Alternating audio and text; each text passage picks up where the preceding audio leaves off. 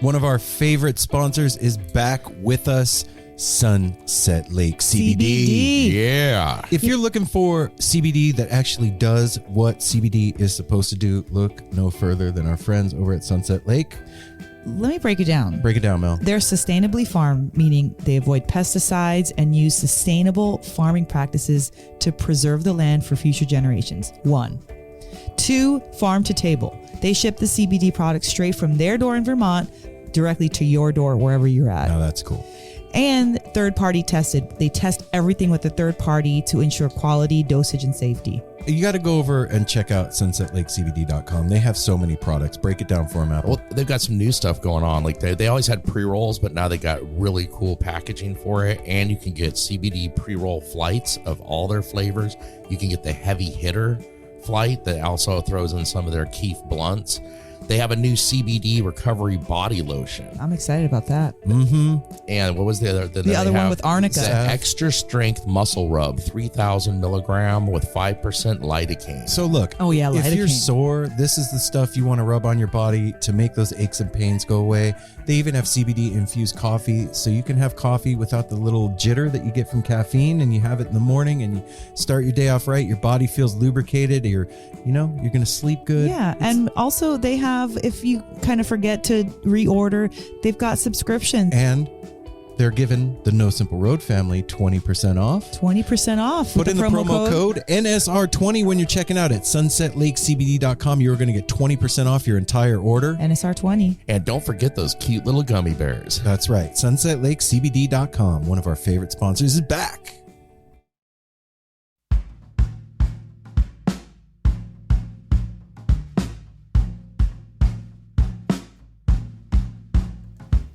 It's night, you're home from work, and you're hungry.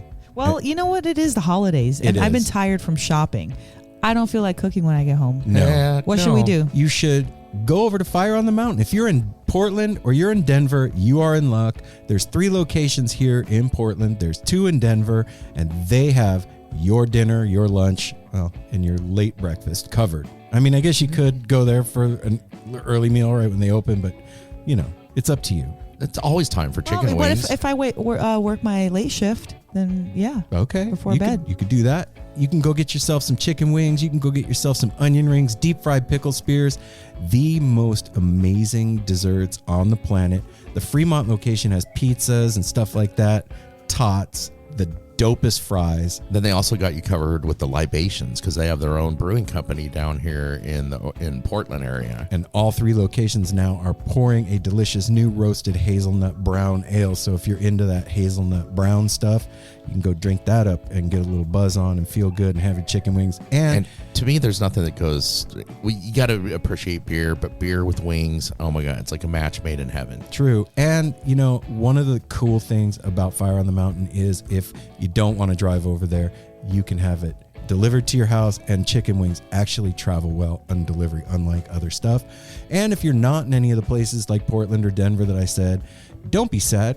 Go to portlandwings.com and hook yourself up with some of their merch and some of their sauces, and you can have like a whole Fire on the Mountain party at your house while listening to No Simple Road with Fire on the Mountain on. And what if I want to, I love them so much and I want like a hoodie or a t-shirt or some stickers or something like that? Go where I just said. And do what? Do they? You go to the and order all that you stuff. order it. Fine. Okay. So it's portlandwings.com, and it's at FOTMPDX and at FOTM Denver on Instagram. And you are going to find pictures of the most delicious food on the planet. And when you go in the restaurant, you're going to eat the most delicious food on the planet. Fire on the Mountain. We are down to the wire for holiday shopping. Yeah, we are. The bells are ringing. The shelves are empty, and you've got that one person on your Christmas list that you're like, I don't know what to get Crazy Carl. Well, if Crazy Carl is a fan of live music and the Grateful Dead, you can go over to shoppourbus.com and get Crazy Carl yourself or whoever else is on your Christmas list some dope-ass Grateful Dead inspired merch, tees, hoodies, stickers, pins, all the dope stuff. And it's all Grateful Dead songs told in picture. And to boot, it comes in an all-over printed box with a bunch of extras on the inside. And you never know what you're going to get. You can get all kinds of doodads and candies, action Whatnots. figures, whatnots. And the perfect time to get that during the holidays. A little something extra. And when you order, check this out. You don't know if you're going to actually get it or not, but you may get a Miracle Grateful Dead bootleg with your order. I'm talking about a real cassette tape that's been traded through the Grateful Dead family, coming to you for you to put in some tape player that you don't have to listen to. It's really cool when you get Miracle. It's a piece of history. It's literally a piece of history. Yeah, it is. It is. Friday the 16th is the last At day midnight. for holiday shipping through Shop Tour Bus, and they're hooking you up with free shipping. So put in the promo code No Simple Road, all one word. When you check out, you're going to get free shipping from our family over at shoptourbus.com. Hey everyone, Chris Pandolfi from the infamous String Dusters here to let you know that my podcast, Inside the Musician's Brain, is back on the airwaves for Season 4, which means it's time once again to get deep with influential musicians from all across the musical landscape to really understand and translate the lessons of success, failure, inspiration, and hard work that are behind the music and the artists that we love. My guests this season include Rachel Price from Lake Street Dives, Sam Bush, Chris Wood, Chris Funk from The Decemberists, Lindsay Liu, MC Taylor from His Golden Messenger, and more. Check us out, and thanks for listening.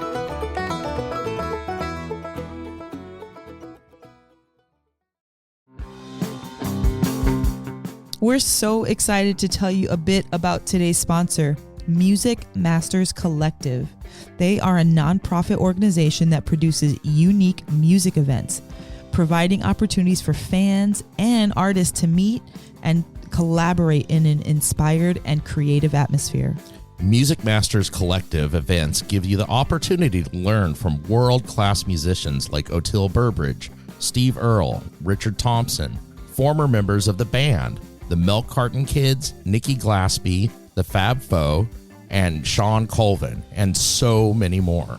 At an event like the Milk Carton Kids Sad Song Summer Camp happening this July, you can expect immersive classes, evenings of entertainment, excellent food, and a space for a lucky group of folks to learn, co-write, workshop, and perform with like-minded peers, all with the guidance of Kenneth Pattengale, Joey Ryan, and some of their favorite songwriters. This all-inclusive week in the Catskill Mountains of upstate New York is guaranteed to be magical. Scholarships are available and spots are extremely limited, so visit www.sadsongsummercamp.com/simple to learn more. That's www.sadsongsummercamp.com/simple. Check it out.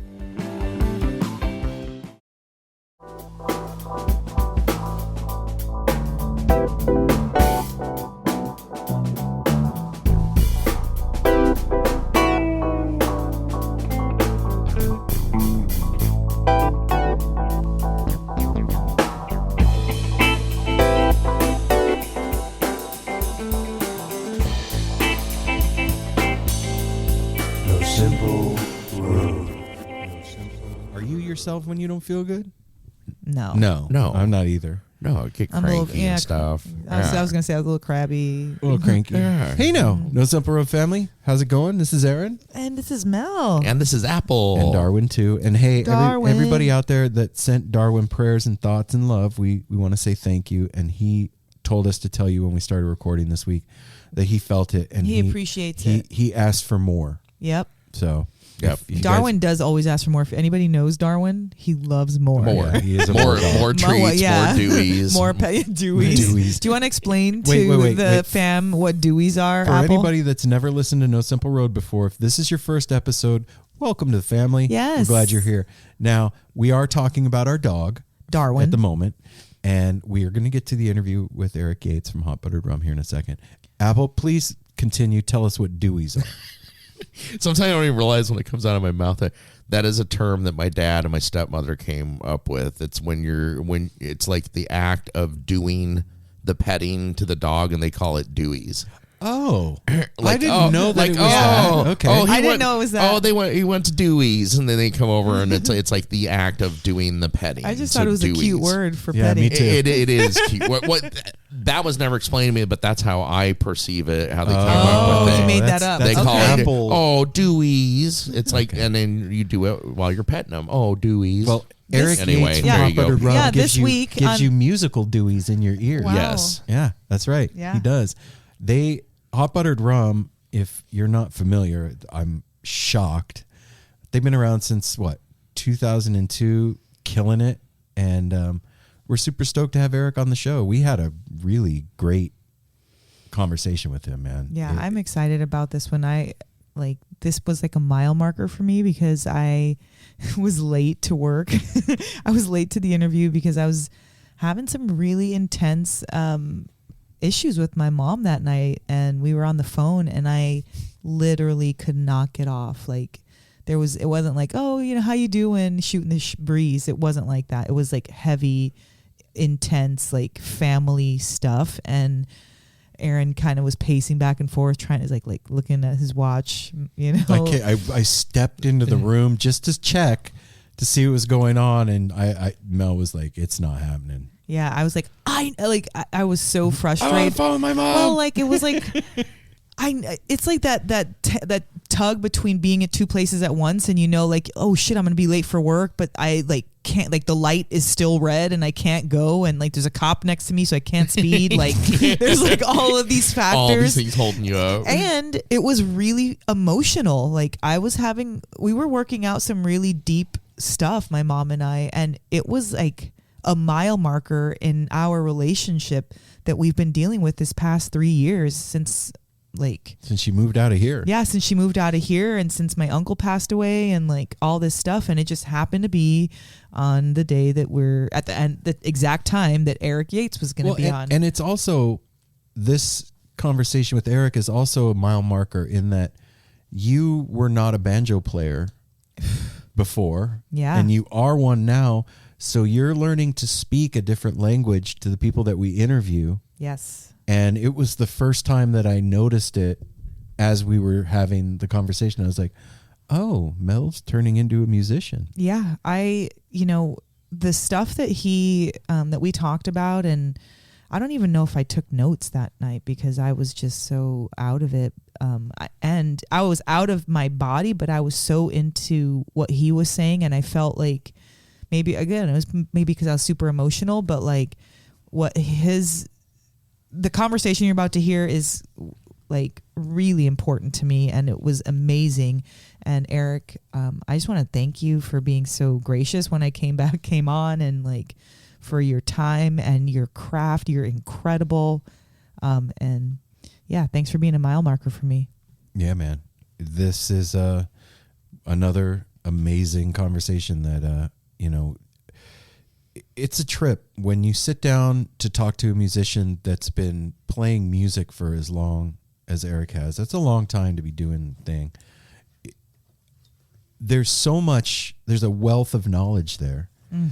And now that you and I are both playing music, there's a whole world of questions that weren't available to us before, that are available to us now. And I try hard not to go down that lane too hard.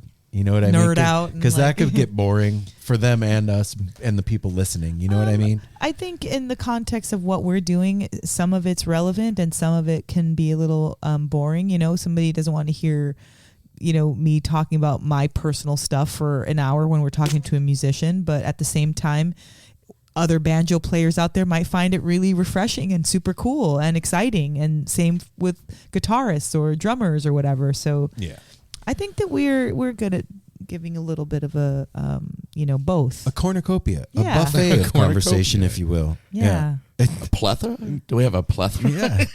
Not a smidgen. All right. So what do we need to do to get him to the interview? We need to talk about our stuff. Yeah, we need to talk about what's coming up and what has happened and all those good things. I will tell you first and foremost, if you are in the area of Sweetwater, New Year's Eve, Hot Buttered Rum has a one hell of a New Year's show planned for you all. So if you haven't gotten tickets about and you're planning on it, you should go check that out. Yeah, he talks about it. You'll hear all about that in this. This is exciting too. We're heading into the very last couple weeks of the holiday season in this year, and looking forward to 2023. And yeah, it's been a crazy year. Well,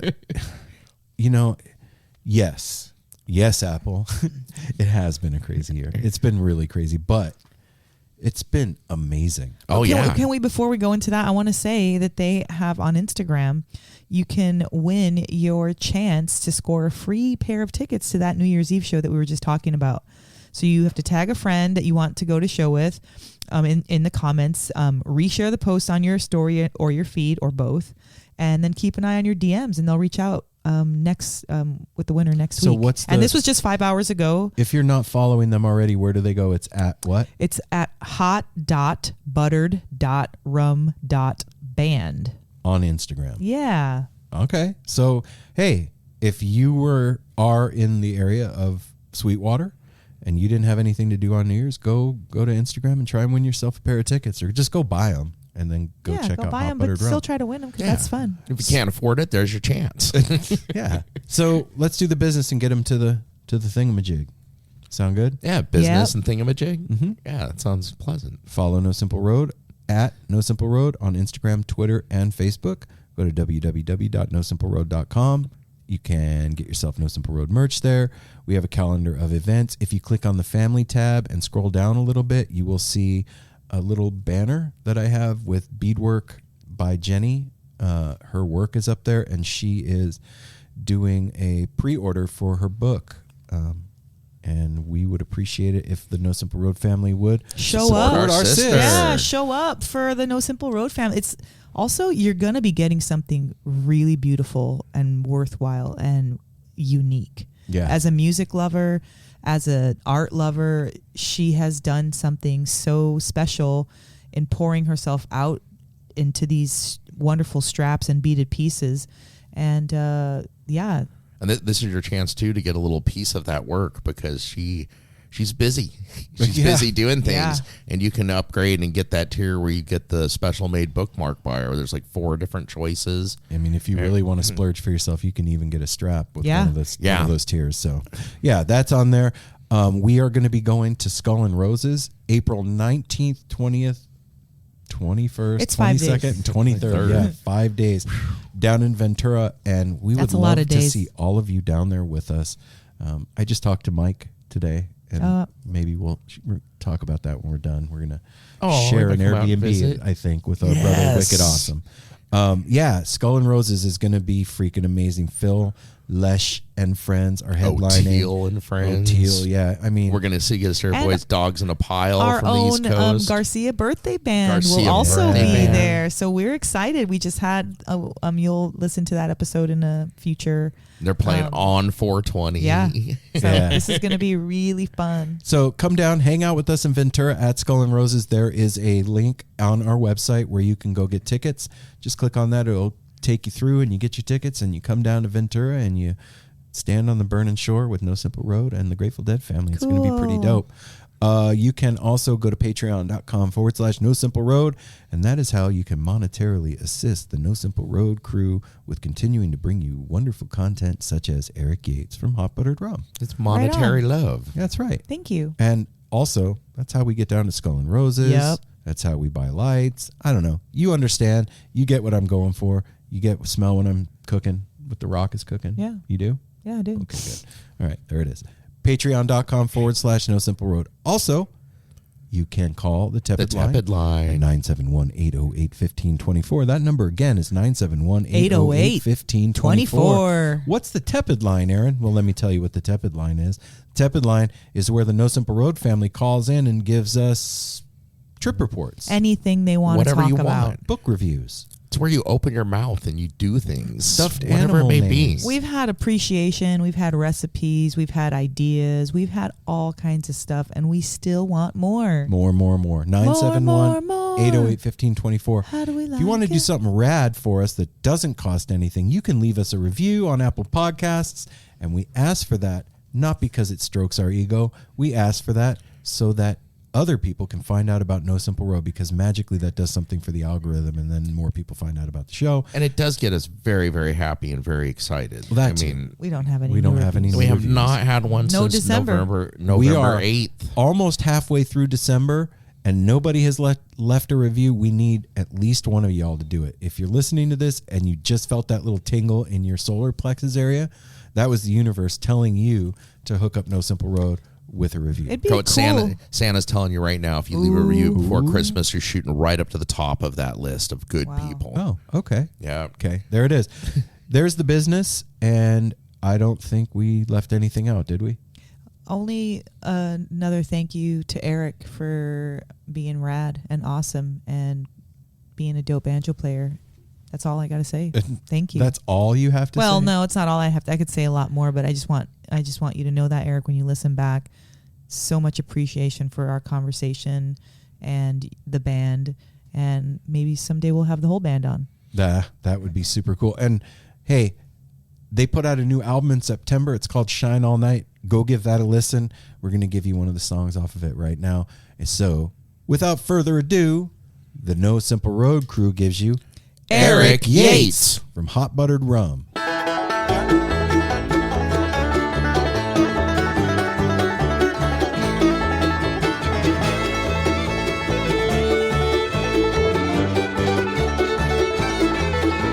I used to want to bite every apple, to shake down every tree.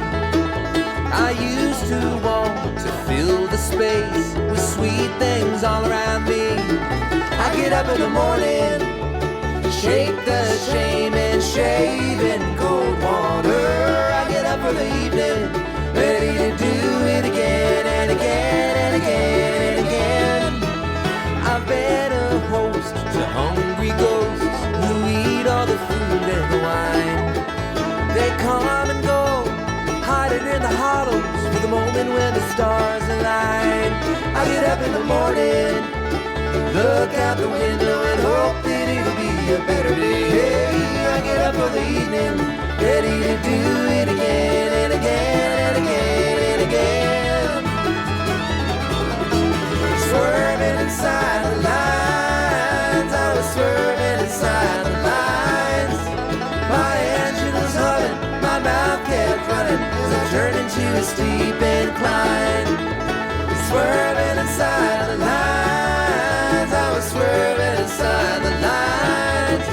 My spirit was ready, my feet were unsteady as I turned into a steep incline. Swerving inside the lines.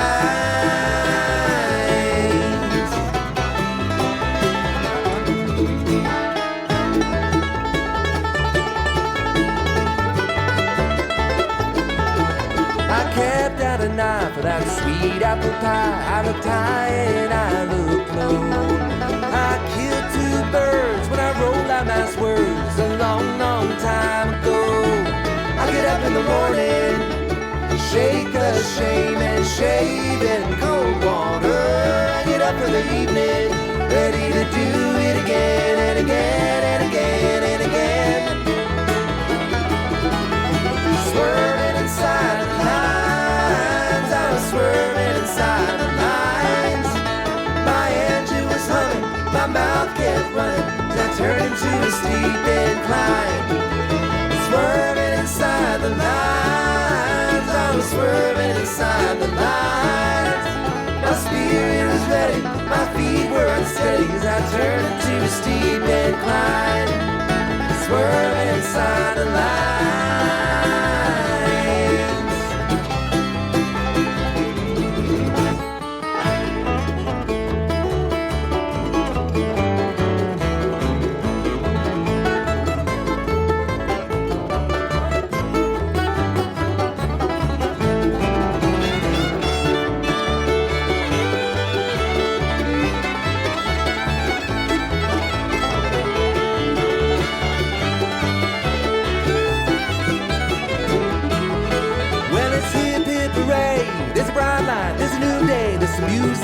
I can't believe. Gotta keep my hands busy, Lord, I gotta keep my hands busy before I find another trick up my sleeve. I get up in the morning, look out the window and hope that it'll be a better day. Hey, I get up in the evening, ready to do it again and again and again and again. Swerving inside the lines, I was swerving inside the lines. My engine was humming, my mouth kept running as I turned into a steep incline. Swerving inside the lines, I was swerving inside the lines. My spirit was ready, my feet were unsteady as I turned into a steep incline. Swerving inside the lines.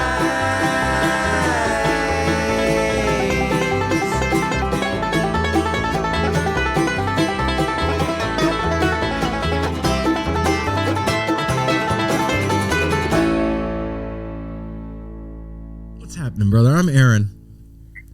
Aaron, hi, I'm Erik. Good to meet you, Erik. And you are? And I'm Apple.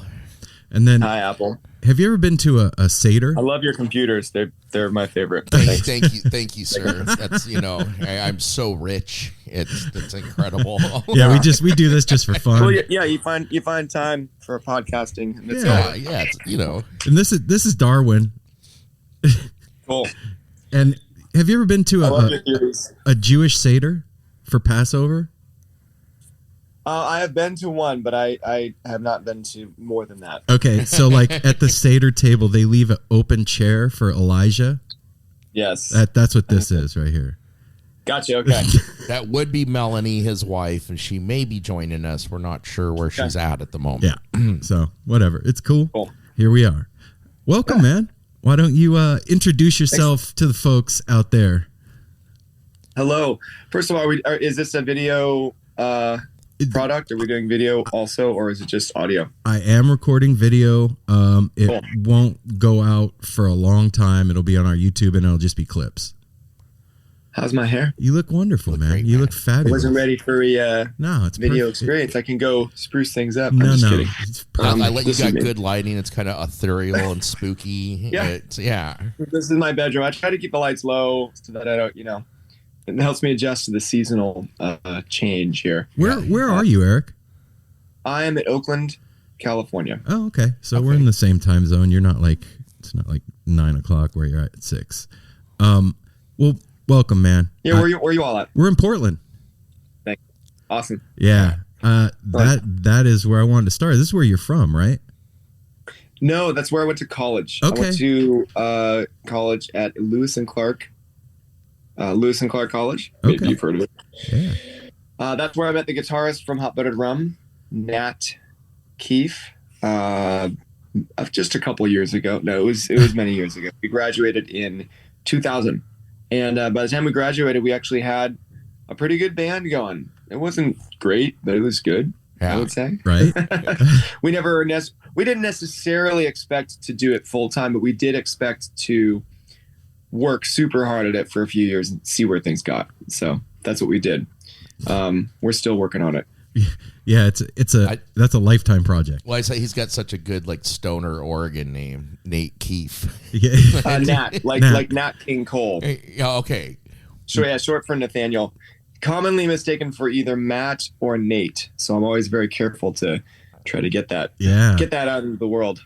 Well, it's odd, man, that of course Northwest String Summit is up here, but it was. I have heard it said that, Western Oregon doesn't have a huge bluegrass scene. And I have kind of found the opposite. Was that your experience here? I was mainly oriented around Portland when I was there, and it was pretty good. I mean, I was into so many different kinds of music at the time too. I didn't necessarily set out to be a bluegrass musician per se, but I was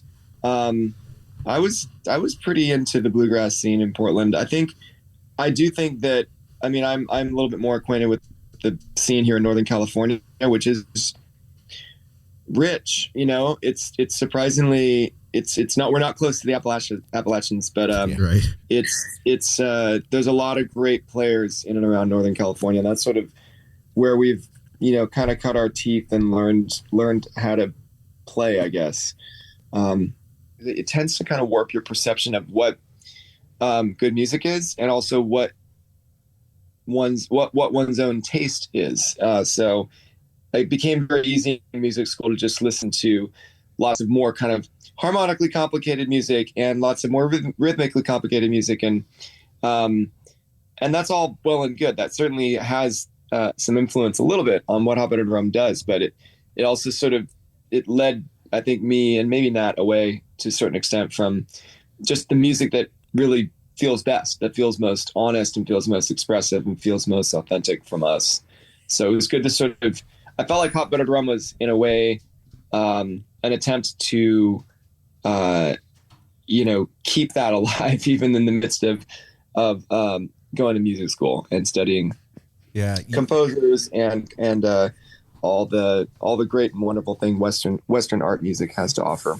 You kind of just answered my next question, was like, why did you land on Bluegrass? And Elijah. There's Elijah. Elijah made it to the chair. Yeah, good. I'm welcoming you. I'm sorry. Hi. I'm late. I was dealing with heavy life issues that could not wait. But I was really excited. So please. Eric, that's Mel, by the way. My name is Mel. Right? Okay. Good to meet you. Good to meet you. But you said that, that was the music that felt the most honest and the most real for you. Why do you think that is, Eric? I think, so here's a little tidbit from my college years, because I was working on a lot of different kinds of music. I've already mentioned sort of Western art music. Nat and I both studied composition. I think in large part because it was the one area of the music department where you were encouraged to write music and be creative.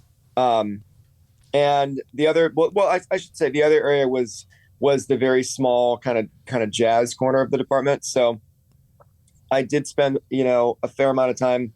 I played in the jazz band all 4 years and was working on compositions in that area. And I loved playing with musicians in that world, in as much as I could sort of hang. I was never as good of a jazz player as some of the folks who you just sort of, you'd hear them practice and be like, oh, that girl's gonna crush when she gets from New York or whatever. It's like, I always just wanted to like sing and entertain people, which is what I've ended up doing with my life. But I noticed, I jam with these people and everybody be playing very intensely, but for the most part, we'd be playing in some kind of different formation, or generally facing out towards an audience, whether or not there was one there. And I noticed about Bluegrass, folks would stand in a circle, and that was a very, there was somehow like a metaphorical, what am I trying to say here? I'm a little tired at the end of the day. There's a metaphor for the music. So the way that people would relate to one another and just keep things going. I really liked that about Bluegrass music kind of from the get-go.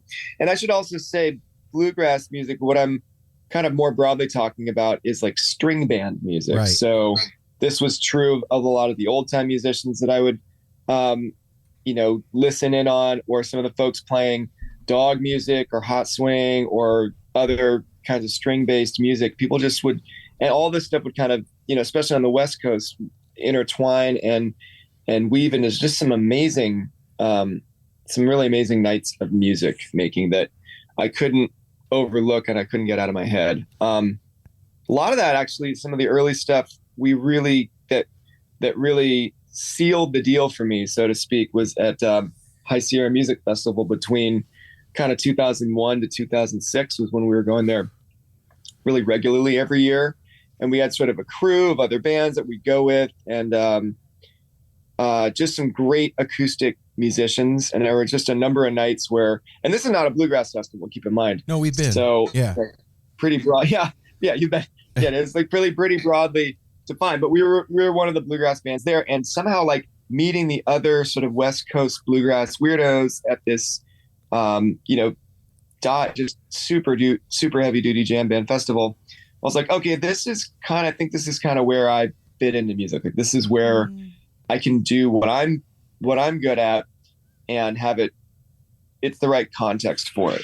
You know, as much as I love bluegrass festivals and as much as I love maybe festivals, like there are definitely jam band festivals that have very little or no bluegrass.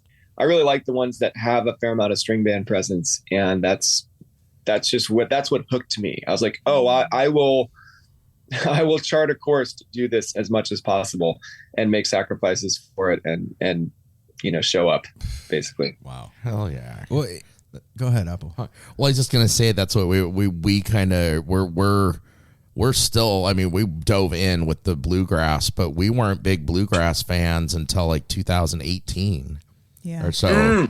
We were into the jam band scene and started at festivals. More and more bluegrass was getting sprinkled in there, and then when we went to String Summit in 2019, which was very heavy bluegrass, we learned quickly. Yeah. We left there after 4 days. We were like, bluegrass is the shit. String dusters. And we were like, wow, man. Because, you're out there, you're having a good time partying. And the first thing we learned is, wow, you can really dance to this. I always had the picture in my head of like the old guy just kind of shuffling. And man, we got down and we were sprung on bluegrass, have been ever since. Aaron started learning to play bluegrass on his guitar. Mel has gotten a banjo for her birthday now and is learning the banjo. Yeah. It's just like really become a part of our life. And like you said, you realize I grew up on listening to a lot of jazz from my dad's influence and stuff. And jazz is very, very technical and improvisational and all that. So is bluegrass. And then we found it's like, wow, bluegrass is amazing. And like you said, the way they keep it going, that's one thing I love. There's really, of all the bands we love, there's no real front man. They're all like the way they take turns going through the solos and stepping up to the mic and standing around. Mm-hmm. And then at first it took us a little bit. We weren't really paying that much attention. It's like, oh, there's no drummers in bluegrass music, but it's like it makes up for it with all the other stuff going on. And it's just, and now we're in this world of bluegrass, like listening to you guys and the new album and we just have so gotten into bluegrass and realized we used to think there's like a handful of good bluegrass bands, and now we're realizing how many are out there. Apple, to be fair, my God. Yeah, I mean, it's these guys. You said something earlier about charting a course, and when I bring up Hot Buttered Rum to anybody, you guys are one of the pioneers of this new genre of bluegrass, as far as a lot of people are concerned, Eric. Maybe like evolved more than it's because it's become so broad that can you even call it bluegrass still? Like, of course, yes, now you can, but it's so vast and different, and everybody's different, like, technical influences and teachers and interests like really shape how you play this bluegrass. Yeah, but you guys have really charted the course. Yeah, I think. Thanks. I appreciate that that shout out. Like we started doing it, like I said, out of a very pure desire to play, to play music from the Appalachians out west and see what it would sound like. And we, again, not really knowing where that would take us, right? How many fans we'd be able to appeal to, and I think the fact that we're able to make a living at it and make a run at it for so many years and still are. Speaks to the fact that, like you were saying, Apple, it's really good music for dancing. That's always been a really important part of what we do. And it's great music for just bringing people in. Yes. And like your story about like taking up the guitar or taking up the banjo, like that, there's something about the open-armed nature of string band music that is really inviting, right? Because it's harder to like just pick up a baritone saxophone and start learning Jerry Mulligan style. Like, you can do it, no doubt. Like I definitely know people that are like, I'm going to play the saxophone, and it's like it's a long road, and then you got to find other people to play with who are compatible at your level, and yada yada. But like guitar, banjo, mandolin, you can pick one of these up, and within a year, be playing. Hell, within a month, be playing with other people if you have the right people to play with. And there's like, and you can actually be playing with people who are quite good, but you're doing just a simpler part to what their more complicated part is interlocking with. And it is it's a remarkably flexible music in that way. There's different parts of the music to be played, and not everybody needs to play a billion notes. You know, you just get a good fiddle player and let her do it, or whatever. Whatever the deal is that night. And it's really, really fun in that regard. And I certainly benefited a lot from when I started playing banjo, I was still like kind of back in college. I didn't really know whether I could do it on a high level. But I learned a lot. I learned so much from players and going around and listening to people, and would get into situations where I would know at the beginning of the jam session that I wasn't going to take a lot of breaks or try to improvise a lot, especially because banjo is a little bit unclear. It was unclear for a while how to improvise on the instrument, because it's played in such a different manner than a lot of the other stringed instruments. But I would just know, okay, my job here is to like keep really good time and support everybody else. And lo and behold, that's basically what bluegrass music is. There's a little bit of jumping out front, maybe a little bit more than that if you're a fiddle player. But yeah, it's like, just as long as you're doing those first two things, you're a good bluegrass musician. And that's what that's one of the things that always really got me about the music. And it is, make no doubt, it is competitive. There's a lot of I would say pretty friendly and like healthy amount of competition, and it has that kind of fire to it, but it is a different feel than the competitiveness that I hear about in the jazz scene or among lead guitarists and, rock and roll. Not that either of those is bad either per se, but it's more my kind of place. Like I like the way that bluegrass musicians push each other. I get it. I think that there's something to the analog nature of bluegrass music that fosters that when you're dealing with wood and wire, basically, or a drum head and some wire, or it's more visceral in a lot of ways than when you're blowing sound out of an amplifier behind you. It's different, and it draws us together in a weird kind of a way. I think because human beings have been doing that, whatever it is, thing for so long that it's there, and we're tapping into that. Well, and like electricity allows for such a loud far reach, but when you are not plugged in, you do want to gather and get closer. And I love what you said too about like the circle, like that gathering, because it really this last string summit that we were at, it changed my the course of my life. I feel like it. Wow. I had a huge impact when we were interviewing Never Come Down, and then go to Tom Neckville. And yeah, Tom, he made my banjo. Oh, he did. What do you have a name for your banjo? Necky? I don't know. I don't really have a name for it, but I love it. I've been playing it for over 10 years, and it's just a great instrument. Oh, well, I hope to one day feel like I can earn that, because I quickly felt like the teenage boy that wanted the hot rod on his 16th birthday, I was like, oh my gosh, he turns around with this instrument and it had Saturn on it and like a comet. And it was, oh yeah, he's got some far out fingerboards. It was so dope. And it was so beautiful. And it was a moment in time. Like I felt like I fell in love with it, like I felt like I saw the love of my life or something. And I from that day, I think it was like the second day, like the rest of String Summit was different for me. And I was listening and starting to realize, like, I've always liked, my mom used to listen to country music all the time, and she loves the fiddle and like, but also so many other different music. But I always loved this certain thing about country music and just like that type of music. And I didn't understand what it was, but at Summit, when I started to listen to all the different music and with the new ears, I was like, it's the banjo that I love. That's what it is. It's like, that's the sound that I love hearing in this group.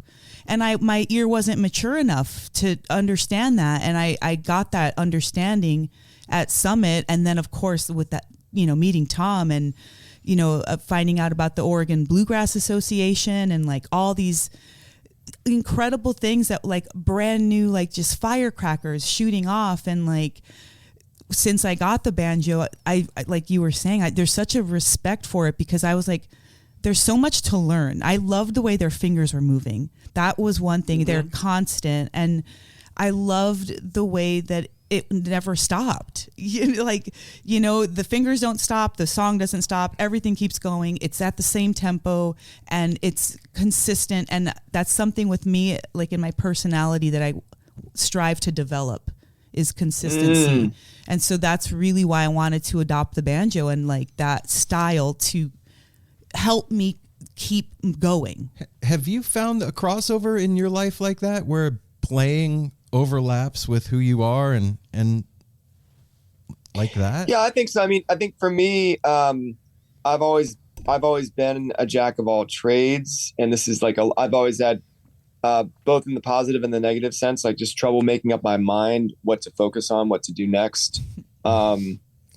And I've been always pretty quick to pick up things, especially if it's language or kind of music oriented. But for a long time, I played 4 or 5 different instruments in Hot Buttered Rum, and that was sort of my identity musically. I would play the flute on certain songs because I grew up playing wind instruments. I'd play clarinet on certain songs. I'd play accordion or piano on other songs, and play the banjo on, a few songs. It wasn't, I mean, originally I will say Hot Buttered Rum's identity as a band was much more of just a little bit of like a loose sort of acoustic, like ramped up folk band without necessarily wanting to necessarily be like a straight bluegrass band.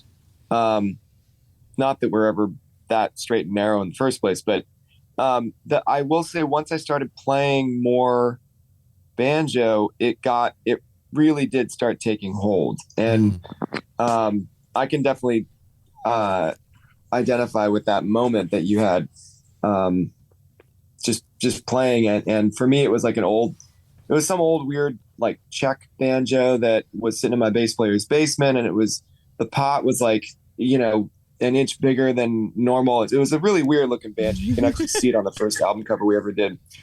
But I loved the sound of it. And I really know what you mean on that perpetual motion thing. I would spend, just hours, especially all through my 20s and sometimes on the road, even in the back of the bus, just getting down with the metronome and really trying to work on these roll patterns. And I think it was something that it really calmed my brain, my kind of overactive brain. They really, and I think music has a remarkable capacity to do that, and it still does. These days I don't have nearly as much time to practice as I once did, but it is incredibly calming for our overactive, overstimulated brains to just sit and do something and try to do it well for however many minutes or hours that can be. I started taking Mel, my birthday's in a week, and Mel got me this like Brian Sutton online flat picking class, right? And I've been playing for a long time. I've been playing since I was like 12, but it's like this love-hate thing where I'd play for a while and then put it down for a year and then pick it up and then put it down for 2 years and whatever. And doing the fundamentals is tough when you've been doing something for a while. But I was like, you know what? With this, I'm starting at the fucking beginning. I'm doing this thing. I'm not gonna blow past anything. I'm gonna do everything that he says. And so, like, the first exercise is one string, 75 beats a minute, just keeping time. One string, eighth notes. Right? Sounds simple. It's the hardest goddamn thing I've ever done in my life. And simple but not easy. I noticed what you're talking about today, and it's a trip that you brought it up. When it locks in, there's a feeling of timelessness that happens. When the groove locks, everything disappears. All my thinking disappears. Yes. And I'm just there. When I start paying attention is when I fuck it up again. Right? Right. So yeah, you're trying to thread that needle between too much intentionality, and you also don't want to like fall asleep, right? So you're trying to have it's powerfully meditative quality where you are alert and aware and with it, but at the same time you're not like overbearing. You don't want to bear down too hard. I see this a lot in beginners and young players, and even in myself sometimes if I'm like had too much coffee, where I'm trying to force things out of my instrument as opposed to just letting the music come. And you gotta let that happen. Tension. And listening to the sound and letting that be the guide as opposed to trying to follow the abstract idea of what the sound should be. Right. That's the big jump. And with music. Oh my gosh, thank you for saying that. That is such a helpful, like helpful in the moment for me. Like good. The other day, like, gosh, I can't remember everyone's name. I'm so sorry, but, or who said it, but Never Come Down, when he was talking about his, tension. He was talking about shaking your hands, you know, and like, after the feeling that you get after you shake your hands, that should be how loose, you know, you're playing your instrument. That's a great guide. And I, you know,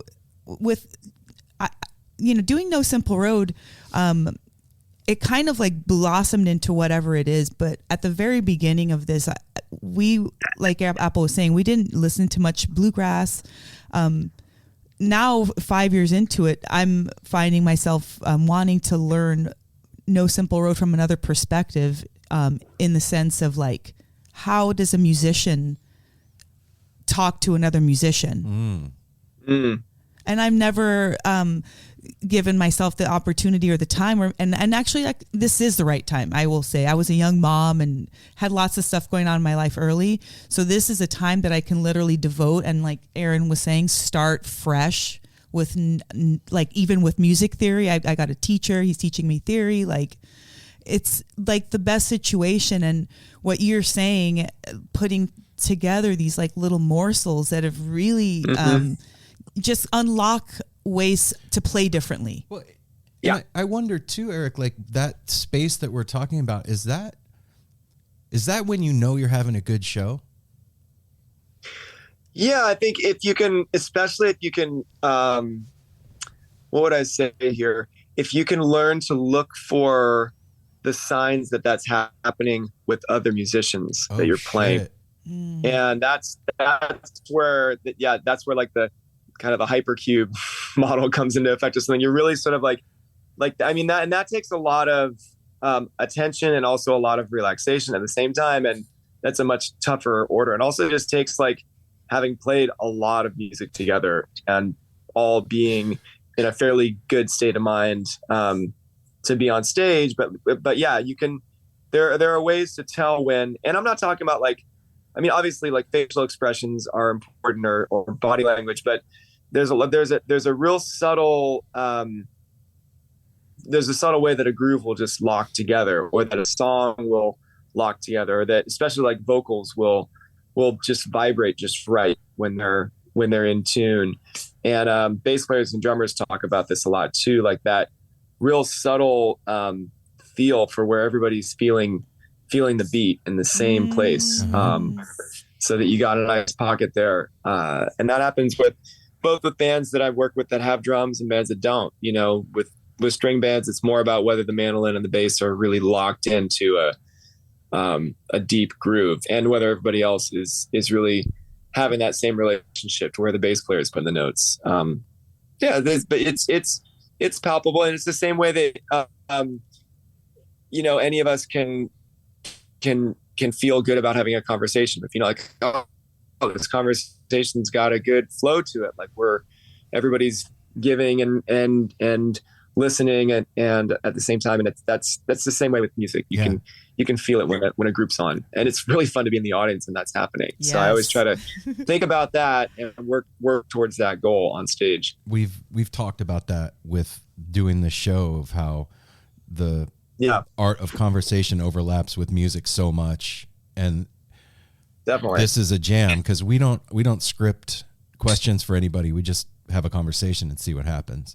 And that's, that's improv. And, the thing with that space and finding it on stage and having it with other people, for me, those moments at a show when the band gets there are the thing that have kept me running to every show that I can get to. You know what I mean? Like that. Yep. There's no feeling like that. And doing this and talking to musicians and also playing, has given me a brand new respect for all of you. Yeah. To be able to do what you do, you just said, like, it depends, if we've had enough sleep, if we're in a good mood, if everybody's getting along, if, whatever. The odds are stacked against you all the time. You're on the road, you're eating like shit and whatever. Yep. And you guys are pulling it off, man. That's hard. Yeah. Yeah. I'd say hopefully more often than not. They're definitely often. But no, it's that's also one thing where just having done it for, gone off a long time, like you just sort of, that place becomes more accessible, right? Especially if you're working with people with whom you've done it for that same amount of time. It's pretty easy to drop in.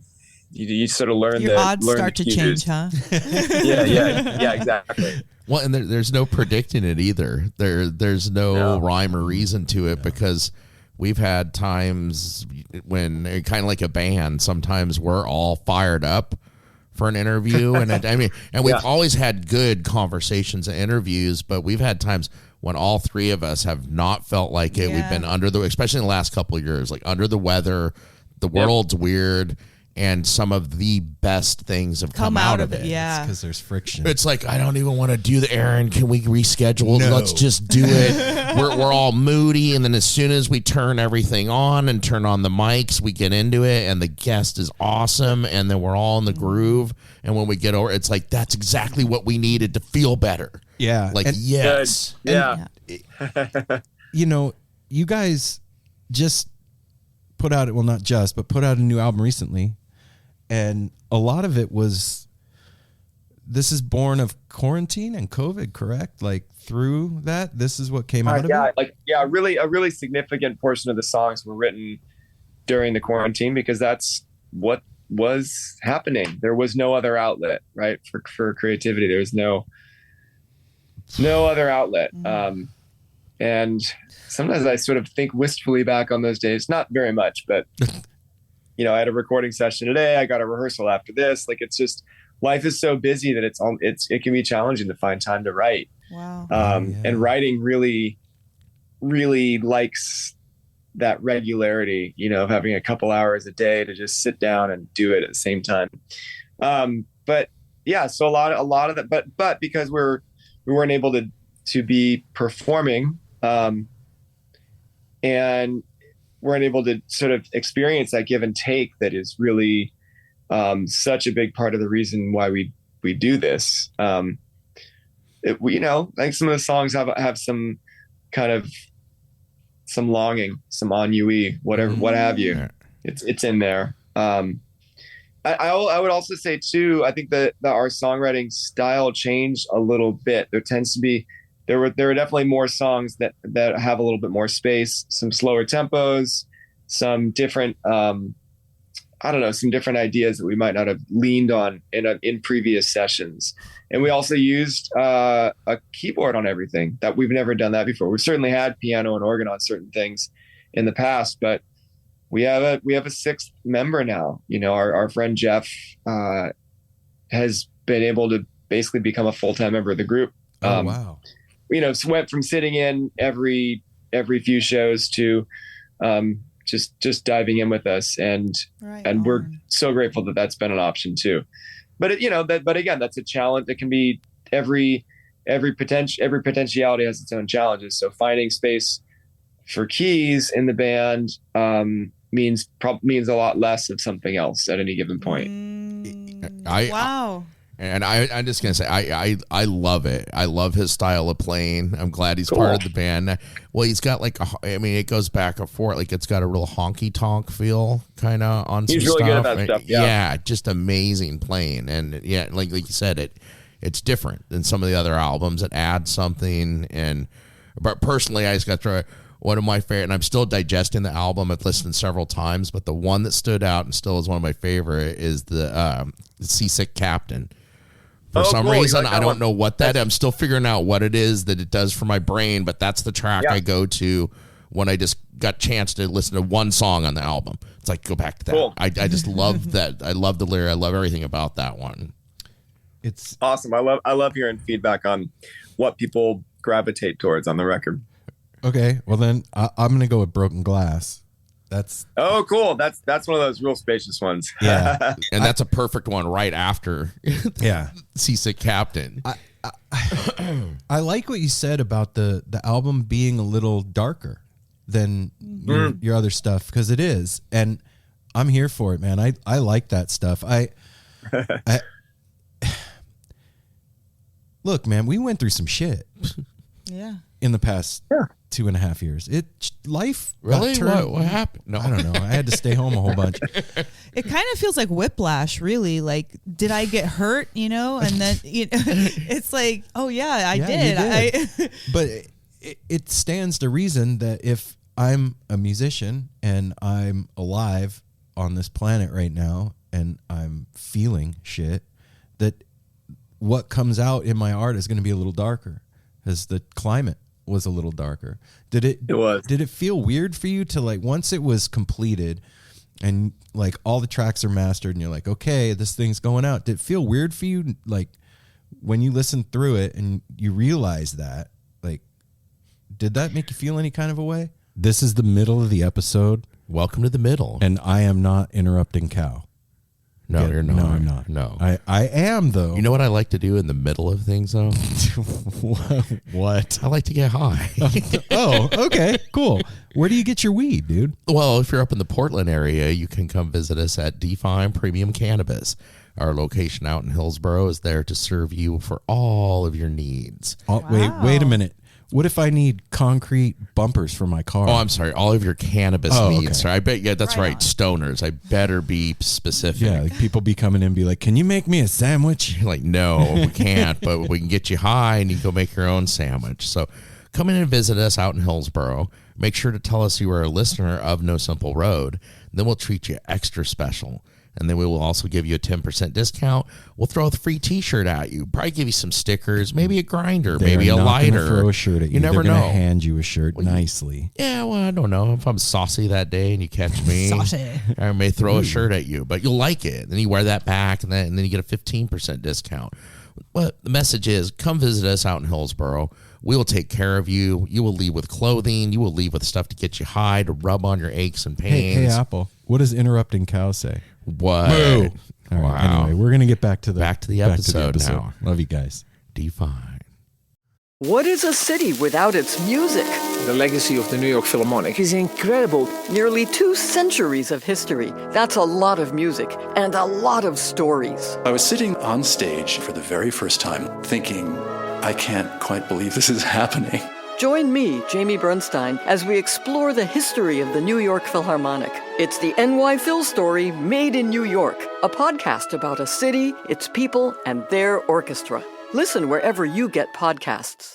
To be honest, it was mostly the same familiar feeling that I've gotten off of after all our records, which is that there's a little bit of weirdness there, that it's out there, but it basically, by the time I'm ready to record a song, it already belongs to the group, right? It already belongs to everybody who's playing it, and usually there's already been a lot of edits on it anyways. So I feel like but what's interesting to see is where that little that seed that's still in there, how, it's interesting to see what crops up around it to support it and to make it into a Hot Buttered Rum song, as opposed to a song that's just me and a banjo or me and a guitar. Like with that song, for example, I wrote it just real slow, dirgy. I think I wrote it on piano. I can't remember, or maybe it was guitar, but just a real slow, dirgy song. I was like, man, this song is going nowhere. There's no way Hot Buttered Rum's ever going to play this.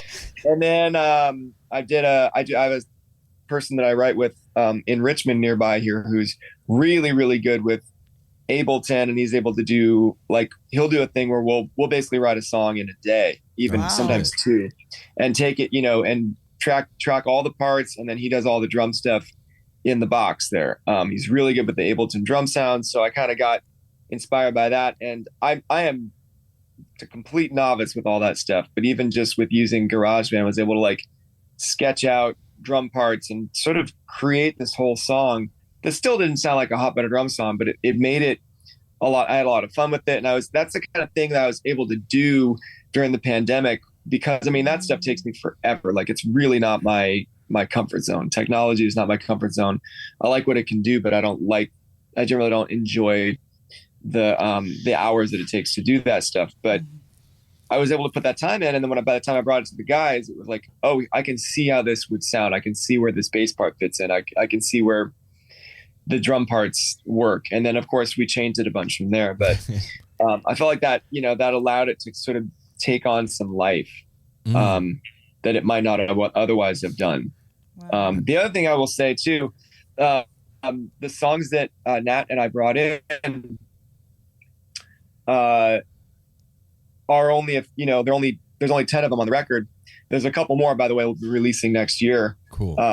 Sort of as some video only stuff, but those are, I would say those tend to be the less like tight to my chest, preciously expressive songs that I write. And I write a lot of different kinds of songs for a lot of different reasons, and I can tell when I'm writing a song that I probably won't play for anyone except for folks who know me well, or maybe not even that. There was a lot of those during the pandemic, which is like basically a way to process stuff, to let go of stuff, to move past stuff. And I wrote, 30 or 40 of those. And I don't know that I really don't play them much anymore. Like, it doesn't feel best to do that. So, I don't know, like I guess that's a funny way of answering the question, but the songs that by the time I'm ready to bring a song into the band, I'm ready to play it. I'm ready to record it. I'm ready to really let go of it and let it go, do its thing. It's like watching the, kid drive away to college or something. It's like, okay, that's this whole, something is going to keep happening with this thing. And I love it as much as I ever have, but it's not really mine. It's not all that personal anymore, even though it's very expressive. Well, I like it sounds like you're saying those other ones you don't play. That's like that's therapy. It's like using music as therapy. Yeah. Once you've gone through a therapy session and you've had a breakthrough, you don't want to keep going back to that. It's like you had the breakthrough that fixed something. Damn, that was good. But on to the next thing. Yeah, and if one of those songs happens to have like a really good hook or something, I'll like pull that part out, or I'll just change it, or I'll just do something with it to where it gets to the point where I'm like, okay, well, this is now not just my song. This is ready to become other people's song too, whether that's listeners or, kind of collaborators or whatever. And that's been an important part of my process. Also, to just kind of take care of my little inner world, of that wants to write songs that don't necessarily see the light of day. You said something there, and this may be a dumb question, but fuck it. What do I got to lose? You said, I play it, and it didn't really sound like a Hot Buttered Rum song. And you guys, how do you know? How do you know? Like, because he's in the band. But what I mean is, how can you tell? I guess is a better way to ask that question. How can you tell what's a Hot Buttered Rum song and what isn't? Good question, and I think I've got a pretty good line of experience with that. A lot of it honestly starts with tempo. When you're in a band like Hot Buttered Rum, most people come to see the band and dance. So therefore, most of the songs should have a tempo at which people can dance pretty energetically. And that's not to say that you can't change it up or that you can't have a song or two where that's not the case. But if you come out with a whole album of songs that are boom, chicka boom, boom, chicka boom, boom, boom, that is a totally different like emotional landscape and a different tempo landscape. The way that folks dance to that is just going to be very different. And they might not want to dance to that. They might want to sit down and just like chill, which is also a really good way to enjoy music. Yeah. But so for us, oftentimes we'll be able to take chances or just do things on records that we won't do live. Like for a while there, we've had this joke that like every album has a waltz on it that we love recording, and it's one of our favorite songs, and we don't play it live. And honestly, a lot of that's from just watching the crowd. If we play a song, every night for a week on the road, And every time we play it, people get up and go to the bar, or they just sort of stop and stare at the stage, or they're just not having an experience with it. Then you know, okay, this is a song that we love. We want to make it. Maybe we want to record it and try to do something with the recorded version, but it's not working for the folks who come to see us live. And there's no reason for us to try to shoehorn that in. You know, we're not, I guess I should say we're not sticking to any particular, you know, set of artistic maxims in that way. Like, hey, this is our new statement. We're playing all waltzes, and they are selling this year, and we're gonna, you know, make it happen. Sad songs and waltzes, bring around up. That's and some artists do that, and you know, more power to them. There's nothing wrong with that either. But that's just never been that's not what we enjoy. That's not why we get on stage. So, well, yeah. So part of that's tempo, and then I think the other part is, what else would I say? There's a certain emotional palette that we generally like to lean into, which is we're like, well, a lot of our songs are pretty upful and pretty like go out there and get it and have an amazing time getting it. And I love those kinds of songs. Yeah. I tend to write about maybe 50-50 between those and songs that are diving deeper into the difficult stuff. And Broken Glass is one of those.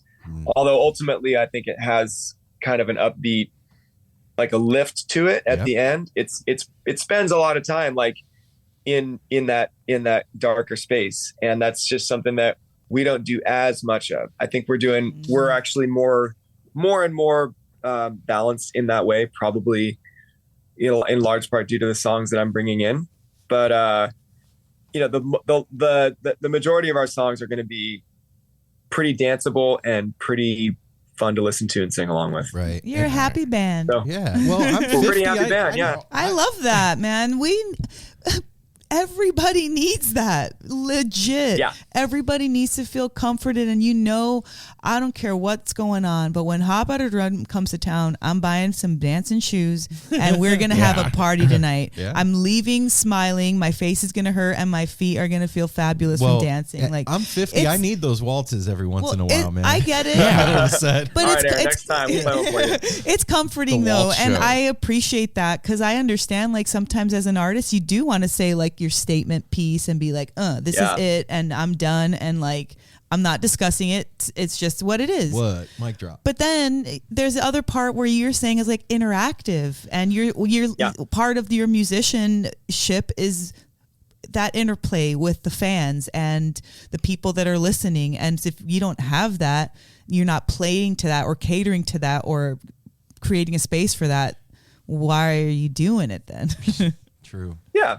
Yeah, I mean, or you can just, if you want to reformat or like start a different band that has a different palette that works with. I've worked with some, you know, younger musicians or even some peers and myself at times where there are times where if you really want to explore a different kind of music or a different whole different world of music, that's awesome. And there's time and place to do that with other projects too. That's why either side projects or even, you know, parallel projects can be such a good thing for the musician and for the audience too. So, you know, okay, well, if I see Erik's, you know, sad songs and waltzes project, that's what I'm going there for. You know, I want to feel sad. I want just tears just streaming down my face. I want that like dark emotional catharsis. Yes. You know, or whatever. Like sometimes you can walk out of a show with like the Milk Carton Kids or Gillian Welch or somebody where it's just like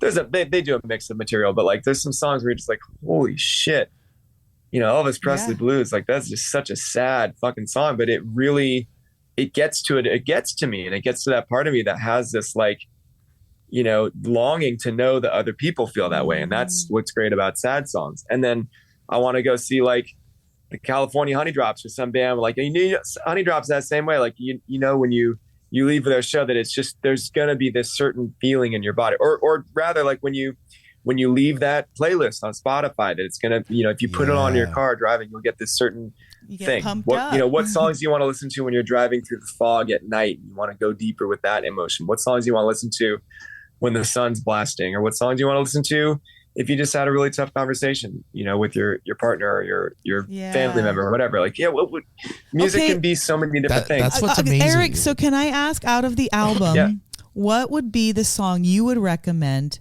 for somebody who is working through some tough times with family? That is a really good question. I mean, Broken Glass might be it. It's probably just on my mind. Let me see. Do you need the names of them? Do you have it? No. Do you know all of them? Sure, he's got it. I know.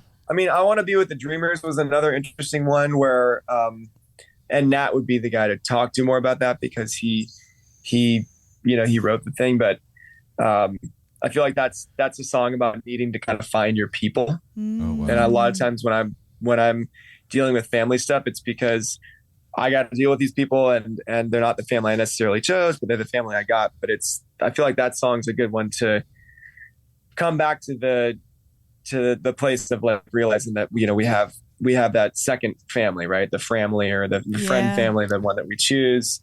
I think also the last song on the record is a little bit of a different palette for us. A Simple Story.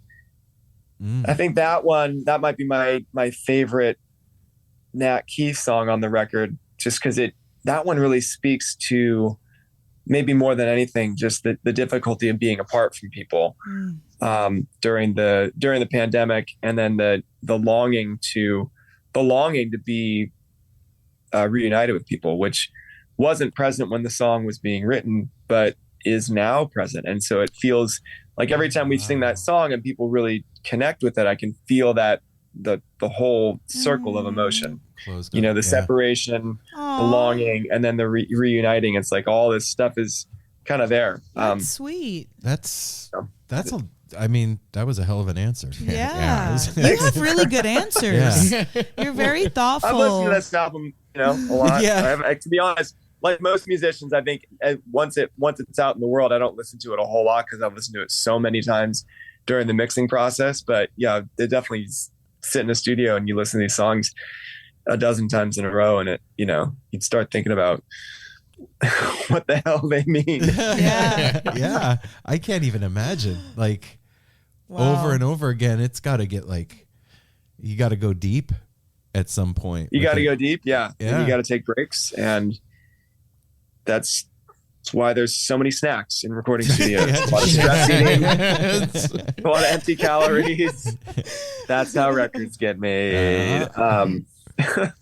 Is it after having that break, and because you guys just finished a pretty good tour, Pretty good tour, yeah. So we've been doing more of like a get out and get home version of touring. Like, it's just we're not gone for huge swaths of time. Part of that was the decision that we made to sell our tour vehicle and rent, which actually has turned out to be a great decision. And for a lot of, kind of balance sheet reasons and also just emotional reasons, it's challenging to own a vehicle and to keep up with it. It's like having a boat. Yep. But you guys have a boat. Oh, it's like, gosh. holy shit, there's always something. But also part of it's just that 4 out of 6 of us have kids, myself excluded and the drummer excluded. But, to be gone from kids for weeks at a time it gets to be harder and harder to justify. And so what we do is we just make it so that we can tour the places that we really want to go and get out there and do a weekend and then come home and get out to the next place and do a weekend and come home. And we'll generally try to group the weekends pretty close together. Or maybe we'll do, 10 days in a row. But for the most part, it's been a good model for us to tour smarter as opposed to just touring harder. We did a good 12 years of the other way, which, I think gained us a kind of a foothold that we still maybe have in the scene. But there comes a point where, as Robbie Robertson said, it's an impossible life after a certain point. Certainly to do it in the way that we used to do it. That said, maybe there's a 3-week tour in store. We'll see. But it's just going to depend on how how many markets we can play that makes sense for us to play. Yeah.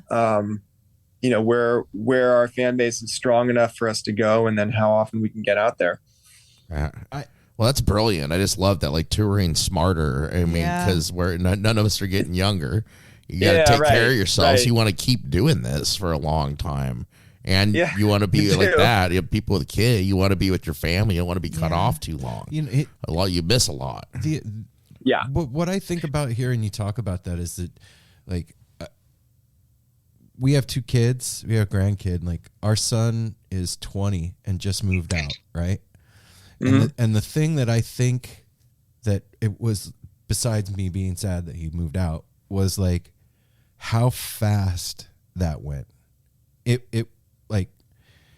was a blink of an eye. And while it was happening, it seemed like forever. But now in hindsight, I'm like, Jesus Christ, I wish I would have known it was going to be this fast. And like, is it the same with Hot Buttered Rum? Because you guys have been at it almost, I think it's the same age as my son, 20, right? Yes, we've been doing it. We've been working on the band pretty steadily, I'd say, for about 22 years. Really, it's like I said, like that since that last year of college. And it hasn't always been a full-time job, but for most of that time, it has been. It's funny. The difference of the band, right, is that we are still doing it. We're still actively doing it. But yeah, in a sense, it does go by fast. It depends on how much detail I'm calling upon in memories. Like if I really push myself for whatever reason, I can usually get a pretty good handle on all the details from any specific night, as long as I like remember who I was there with, when we showed up. And if I try to do that for even like 2 or 3 shows, it's like I could just be that old guy on the front porch talking your ear off about how many things happened, in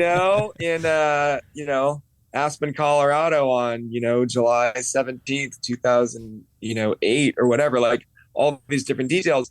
And yet you pull the camera back even just a little bit, and it does, the brain does that thing, right, where it just kind of groups stuff together once it's no longer needed immediately.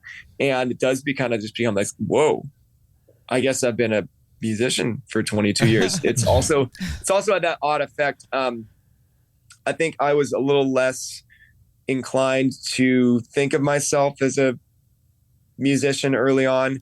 Nat grew up with, his mom's a musician and his dad was an amateur musician. So he just always had that a real clear concept of like, music is my thing and this is what I'm doing. I think it took me a while to sort of get my head around that, not having had any musicians in my family. But I really spent like the first 10 years of Hot Buttered Rum thinking, oh, this is a fun thing to do for a while. And I wasn't ever thinking, this is like, now I'm a musician. Like there was never that, even though it's funny how the brain works. Even though I went to music school and everyone around me is like, you're a musician. I'm like, yeah, that's or whatever that old imposter syndrome that we all know and love. But like, it's just sort of one day you look around and you go, okay, well, this is my deal. Like if I for some reason checked out, today, like that would definitely be the headline for my life. Like, Erik Yates, musician, It's because for a long time it just seemed like a far off possibility. So yeah, in that way it is really interesting to both like when you're talking about something in terms of decades, right, which is how it is with the kids that get raised in this world, and mazel tov for having raised 1 or 2 of them all the way up. That's a big deal. Mm-hmm. It's like the mind sort of reels from how fast it goes. My aunt she doesn't always say this, but she's often remarked that the time is like a toilet paper roll. Like the more that you reel off, the faster it goes. Yes. That was her little added for aging. That's a good analogy. And how it works. Stealing that. And every year is progressively a smaller fraction of the memory that exists in my life. Crazy. And I suspect that maybe it slows down again at the end, but I don't know. There's so much more memory to fill in the gaps. So it's certainly, it doesn't seem like it's going to be decades, and then it really becomes that way. Well, you guys have surely made your mark. I mean, and that's that's a huge deal, man. Like, we live in congratulations a crazy world on being a musician. Yeah. Yes. Yeah. And realizing that. A real one, you know? Yeah. It's cool. You did it. Well, it's cool to realize your dreams, you know? Yeah. So, Good. Can you tell me about the New Year's show? New Year's is going to be played in Mill Valley, California. It's the town I grew up in. It's the town Hot Buttered Rum's bass player grew up in, Brian Horn. It's one of our favorite places to play. The venue, Sweetwater, is a place that used to be like a little shotgun bar on the street that I actually grew up on. And now is like a fantastic, 2 or 3 room music venue with top of the line gear. Amazing sound engineer there, Michael Wilson, who also does sound at our festival every year in Mendocino County. Lots of great people working there. You probably know Bob Weir is one of the owners of the Sweetwater, and that's actually where we got to play with him. The one time I got to play with Bobby Weir. And it's just a fantastic place. They have an incredible kitchen, great staff. What can I say? Okay. Tip your bartender. We'll be here all year. And yeah, I just realized New Year's is on a Saturday this year. Yes. So we're going to town. Like there's no, Hell yeah. get on board. We're gonna leave the station, and we're gonna have some special guests. We've got a woman named Jessica Malone who's gonna open the show for us. She's a songwriter from Mount Shasta, California, and then her musical partner in crime, Hattie Craven, also a very talented songwriter from the Mendocino area, and just like so we'll be working them into the show. We're gonna have a few special guests that we'll probably wait on announcing, but we love having New Year's in the home area. We always try to do that every few years, do New Year's close to home, as opposed to going out to Colorado or Oregon or something like that. So Mill Valley's going to be a hoot. Come on out. If you're out and around there now, you heard it here. Go do that. Yep. That'll be fun. I'm be remiss if I don't ask, because people listening are like, please ask. I can hear it in my head. How was it playing with Bobby? It was great. Honestly, like probably my favorite part of it was just listening to the stories backstage. He was there with Lucas Nelson. Oh wow! It was all part of the one of the benefit things that they do, and it was just like the two of them, shooting the bull, and he's about as wild-eyed and scheming as you might imagine him to be, and eloquent in his own way, and a great musician. And talk about groove. I mean, that guy's groove on the guitar is 10 miles deep. He's got that pocket. Yeah. The psychedelic pocket, man. He's in it. Yeah, that's a weird pocket. It's a weird pocket. No one has explored that pocket more than Bob Weir. No one alive, I should say. I heard an interview with him where he's just saying, like, he might have spent more hours playing guitar on stage and singing songs than like almost anyone alive. I mean, who else around has done it that much? He was so young. He was such a baby 16? when they started that band, man. He was such a band. He just was all in all the time. Yeah. I've never thought of that before, but that is incredible. He's got to be in the Guinness book. He's got to. Well, wow. If he isn't yet, he's he keeps lifting those kettlebells. He'll be in there before long. Right? He's swinging that fucking mace. The Oh, mace. Jesus. Yeah, he's a beast. I just want him to work that into the show one time. Yeah, walk out swinging the. Menacing OT or somebody with Maybe that you thing. could do the banjo like that. That'd be dope. Eric, man, when you guys come back through Portland next year, if you do, please hang on to my number, man. If you all need a place to even lay just your to heads come hang out, come have a barbecue, come just chill. Like we'd love to. Yeah, we love to have company and give somebody. Give Fantastic. you guys, when you're on the road, everybody needs a place other than a hotel or a van or something. And Eric, chill. Thanks for your words of wisdom during our conversation. I really took away a lot, and I appreciate everything that you're doing on stage and just as a person. Thank you for showing up. Yes. And I one Thanks, humorous man. last thing, the one humorous side note that I wanted to say earlier, talking about songs on there. On my way home today, I'm rushing. I got home about 4 minutes before we started the interview, and I'm driving in traffic, and I don't listen to Bluegrass a lot when I'm driving because I'm listening to Swerving Inside the Lines, which is very and I'm a safe driver, but I found myself hurrying home in kind of holiday traffic starting and not being that safe. And I made it home safe, obviously, but I was like, okay, maybe that's for like listening to at home on the patio when you can dance and stuff. Yeah. But it was just funny. I was like, I need to listen to a few songs on my way home also, and that was one of them. That's and then also great. just the name of that, Swerving Inside the Lines, and I'm on the freeway just like hauling ass.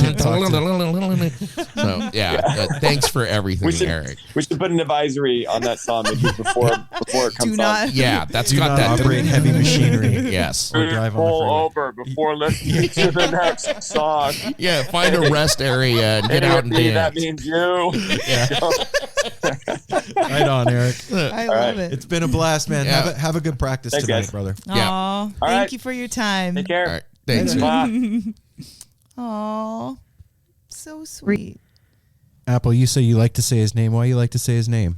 No, because it's Erik Yates. It's like saying, yay, Erik Yates. Okay. Yeah. And you just heard that. That was I love it. The way that just ended in laughter and everything. That's a great way to end our conversation. That was just awesome. Thank you so much, Erik. There's so many amazing bands out there, and there is a select few that have been doing it a really long time, and that, like, when I first started getting into bluegrass, there were a couple of names that were passed around all the time, like the old Jeff Austin stuff was like, go listen to that. And Hot Buttered Rum was another band that most of the bluegrass heads were like, you need to go listen to Hot Buttered Rum. Hot Rise, Hot Buttered Rum, that's like the foundation of the jamgrass scene that we're all experiencing. It's a trip to me. I was thinking about it today, like the phenomenon of Billy Strings and what he has inadvertently or on purpose done to music.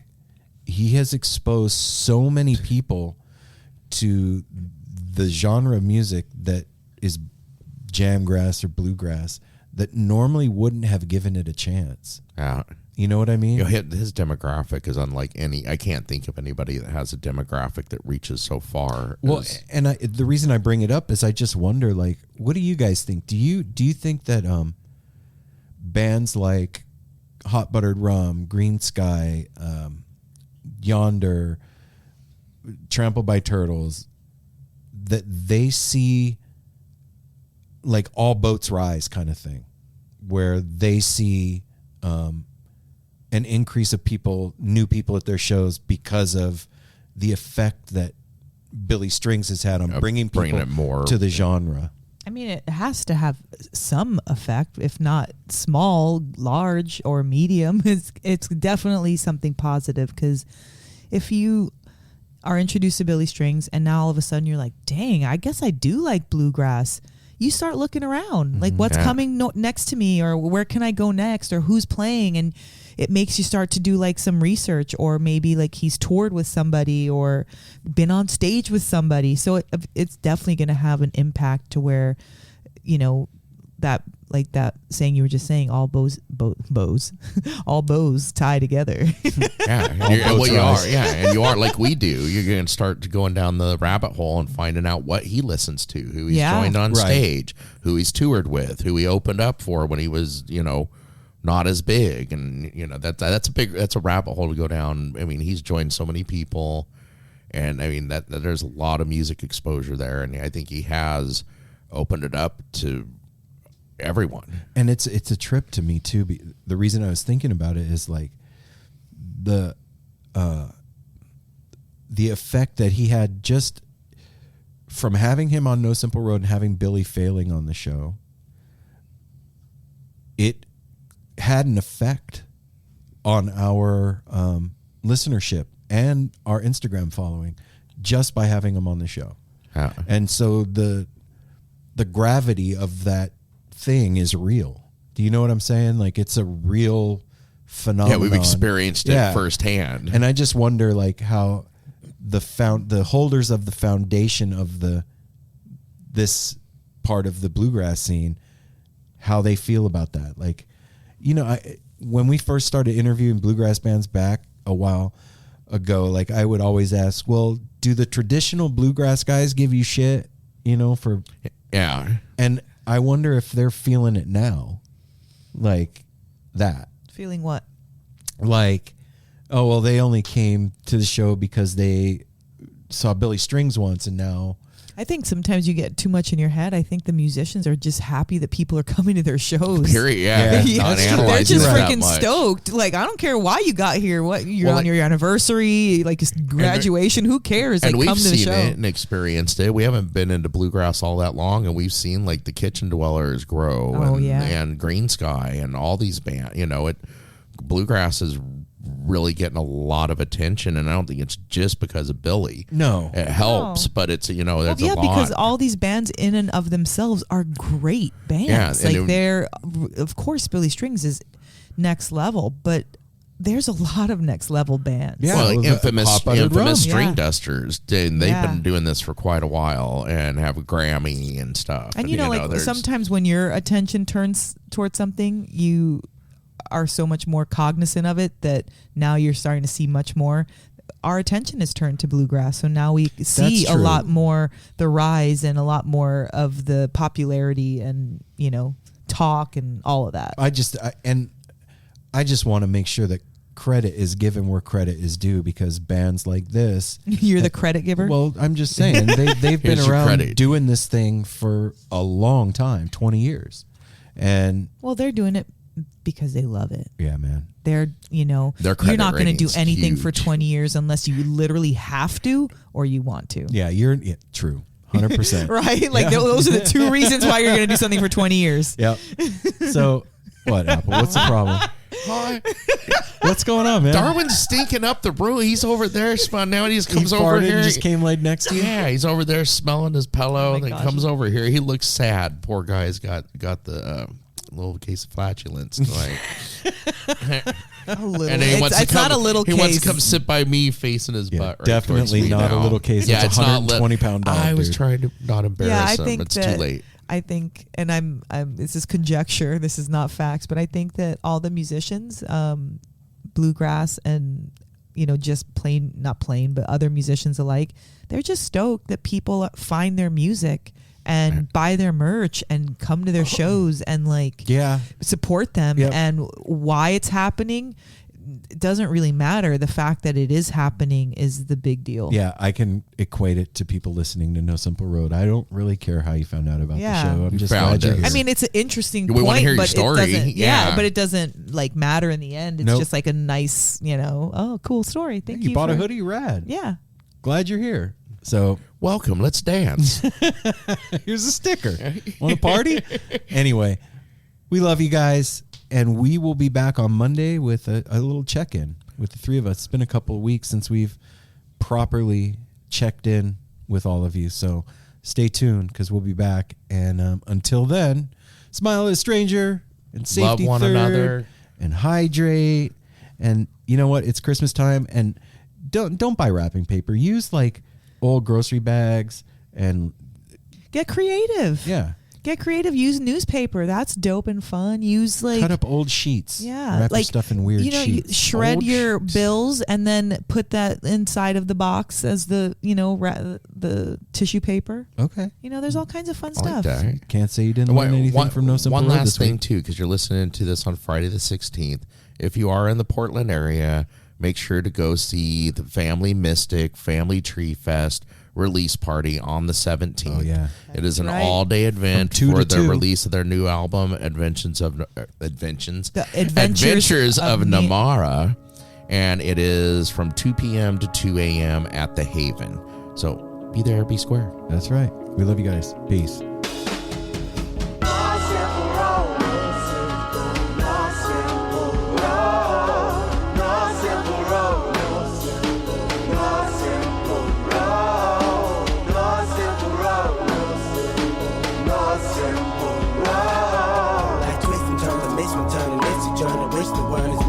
But it's a burden. Felony just been deferred, and hella means been the earth, and alchemy can bring the birth, the melody of a newborn.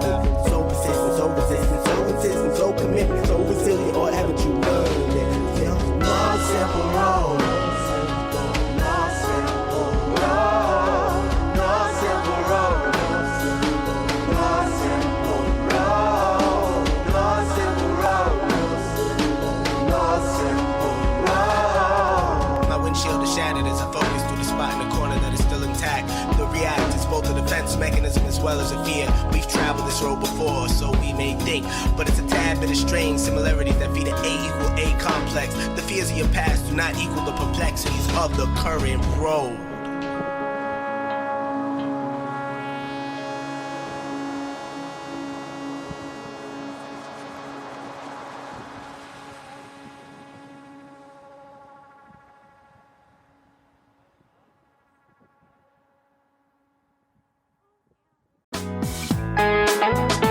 Hey listeners, I want to tell you about the April-May 2023 issue of Relics magazine. Features a Dave Matthews Band cover story with additional articles and interviews with The National, Graham Nash, Wayne Shorter, ALO, Ivan Neville, our friend Eric Krasno and Stanton Moore, Marty Stewart, and much more. Check out the latest version of Relics and subscribe now at relics.com/DMB. Thanks, Relics.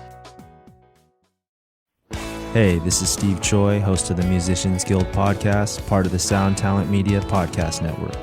Within the four walls of the Musicians Guild, we'll be discussing the habits, idiosyncrasies, experiences, and general psychology of my friends and peers, all involved with music in various capacities. Listen and subscribe at soundtalentmedia.com.